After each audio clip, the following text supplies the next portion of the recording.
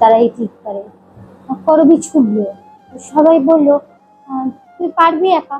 করবি যেতে যেতে বললো বাবা নিশ্চয়ই এতক্ষণে চলে এসছে। সত্যিই তাই, বাবা সত্যিই চলে এসছে। করবীর মা নীরজা কপালে জোর জোর করে হাত তুলছে আর বলছে, হা ভগবান, মরি না কেন আমি? এত কিছুর পরেও মরি না আমি? তুমি কেন চলে আসো এখানে? আমি তো জানি না তোমার আমার মুখটা নিয়ে তোমাকে দেখাতে, তুমি কেন চলে আসো বারবার? লজ্জা করে না তোমার এখানে আসতে?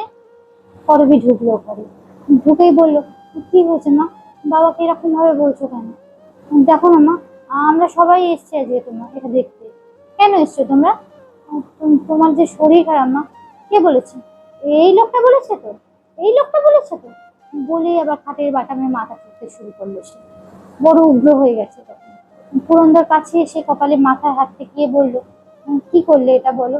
কত লাগলো বলো তো তোমার? কি ভেগ ধরতেই না জানেই মিনছে। চলে যাও এখান থেকে। লজ্জায় মাথা নত করলো করবি। তার মা তো এমন ছিল না, বড় মিষ্টভাষী ছিল তো তার মা। পুরন্দর রেগে গেল, বললো, কি বলছো এসব ছেলে মেয়ের সামনে?